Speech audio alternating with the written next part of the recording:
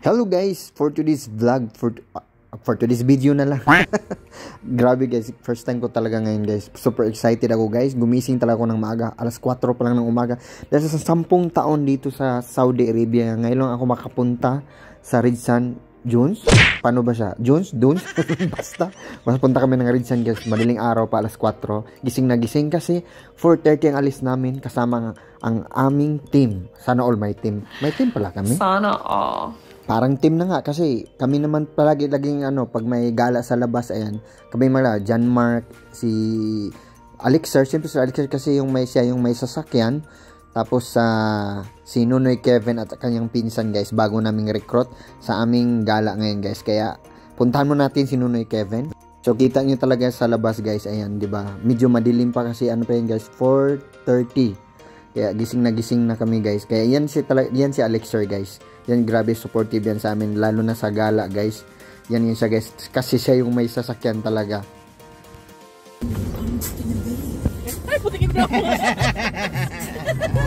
Grabe guys, reaction niya sa mukha niya guys. Nagulat lang siya, yung pagising pala niya, ganito pala siya ka-fresh. Kaya yung reaction niya guys, nagulat talaga siya, hindi siya makapaniwala. After 5 minutes, nandito na kami sa bahay ni Nunoy kasi hindi naman masyadong malayo yung bahay namin eh. Ay, nauna yung pinsan niya kasi may naiwan siya doon sa taas kasi alam mo naman yung milyones niya naiwan, tapos yung vault niya hindi daw na-lock. Kasi alam mo na yan, sikat na vlogger yan dito sa Saudi Arabia kasi medyo malaki na yung kita niyan.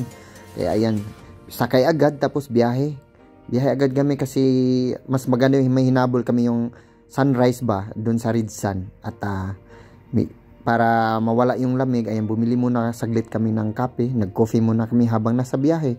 Ganun lang guys, para hindi tayo antukin, no? Para yung pati yung driver hindi makatulog, para safe yung biyahe natin. 35 minutes later. Liter ba? Litro na coke. Litro ba? Liter. Guys, mga 35 minutes siguro yung biyahe namin guys kasi wala pang traffic. Ayan, nandito na kami sa Ridsan guys. Ganito pa kadilim yung pagdating namin kasi medyo maaga pa kami, mga 5:20 pa ata yung oras ba. Kaya super excited na kami. Gusto ko nang lumabas agad, gusto ko nang bumaba agad sa sasakyan para makita ko talagang Ridsan, pero madilim pa man Hello everyone, this is Nunoy Kevin. Doon sa Nunoy. Hello everyone, nandito po tayo ngayon sa Ridsan, Dong? Ridsan. Ano pangalan nito? ATV? ATV na walang antina?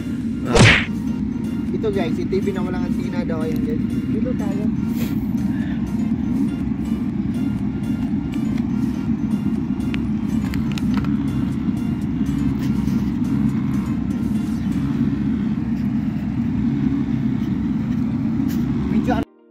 Dahil winter guys, para sa kaalaman ng net, pag winter talaga matagal yung sunrise.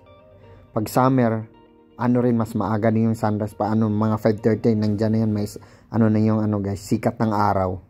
So talaga guys, kaya may diferensya talaga pag winter. So mas maganda talagang gumala dito sa Saudi Arabia pag winter, kaya kung nandito ka sa Saudi Arabia, lubusin mo na yung winter, gagala ang gala kasi pag summer na agay, parang masusunog ka ng wala sa oras, sunog ka talaga pag guys, pag summer talaga, totoo. Grabe, sobrang init talaga. Kaya guys, enjoy lang natin yung winter, no? Habang winter pa, kaya gala tayo ng gala dito sa Saudi Arabia. So, alas 6 na ng umaga, medyo maliwanag na, kaya naka-ready na kami. Kami yung pinakaunang customer talaga, kaya 5 kami. So, yung bayad ng palagi, yung ETV na yun is, hindi parehas, may 60, may 75. Medyo malaki yung isa. Kaya, kami ng discount, nanghingi kami ng discount kasi 5 daw kami, di ba? Nadala lang, kaya 50-50 kami, kaya kami unang makagala talaga doon, makapasok doon sa Ridsan na yan. Tapos picture muna bago tayo sumabak doon sa bakbakan, basta bakbakan.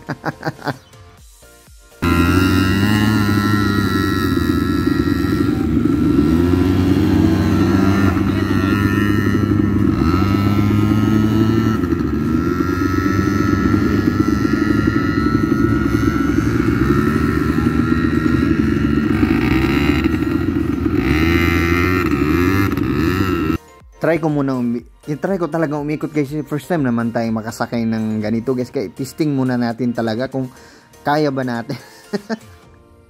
So ngayon guys, nalayo na nila guys, naiwan na talaga ako. Naiwan ako guys kasi alam mo na, nag-sit up tayo para may video talaga tayo guys. Oh.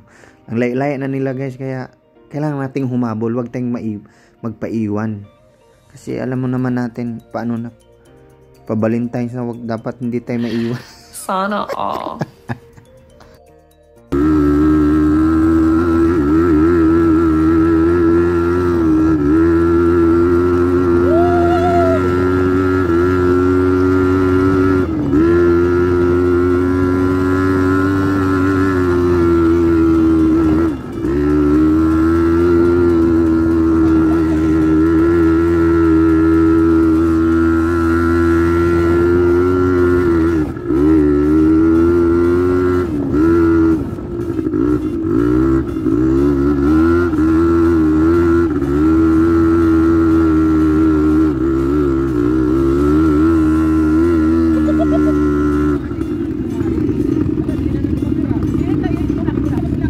Ganito kalawak yung Ridsan guys, grabe. Napamangha talaga ko. Tapos sobrang ganda. Kaya guys, wala pang tao kasi kami yung nauna. Tamang-tama talaga kami yung nauna. Kaya ganito guys, grabe. Sobrang ganda. Hello sir! Hello! Hey! Wash out!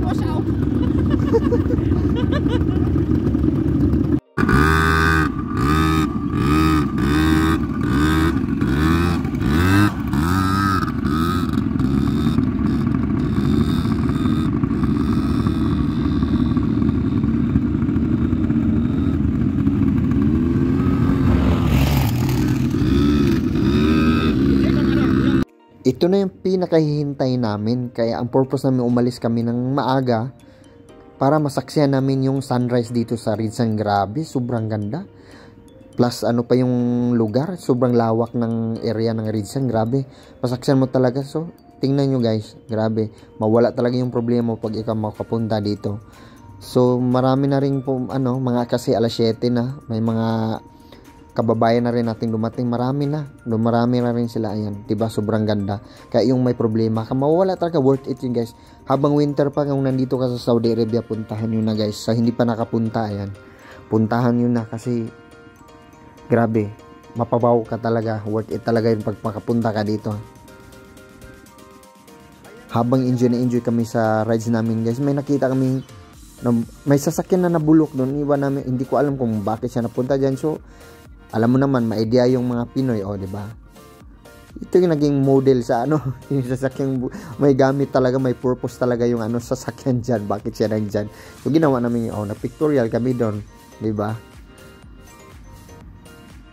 So hindi namin namalayan guys, nakisang oras kalahati na siguro kami, tapos ang rental lang ng ATV guys, lang, isang oras lang yan, kaya wala na guys, wala na kaming time, kailangan na naming bumalik doon kasi nag-remind na yung talaga, yung nagpaparent ng ATV na lagpas na kami sa oras.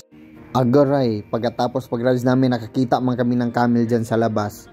Ayan, kasi sa 10 taon din, hindi rin ako nakatry na magsakay-sakay ng camel. Ayan, gusto ko ring matry para sulit na sulit yung pagpunta namin dito sa Ridsan. Diba yung bayad pala niya guys, hindi parehas, may minsan 15, minsan 20. Yung sa kanila ninunoy 15 lang, sa amin timingan kami 20, diba? So sobrang psycho na diyan. Sobrang lang yan guys, sobrang ikli lang, pero sobrang psycho na guys na nakasakay ako ng camel sa 10 taon. Ako dito sa Saudi Arabia, promise guys, totoo lang. Ngayon lang talaga ako nakasakay ng camel. Kaya guys, yung habang pababa na ako sa camel, isip ko na talaga na siguro worth it na lahat.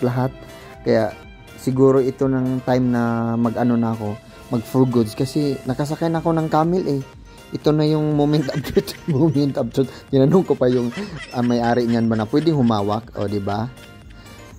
Parang parang tala-tala lang hawak ko talaga. Di ba? Parang ignorante talaga ko sa sa camel na yun.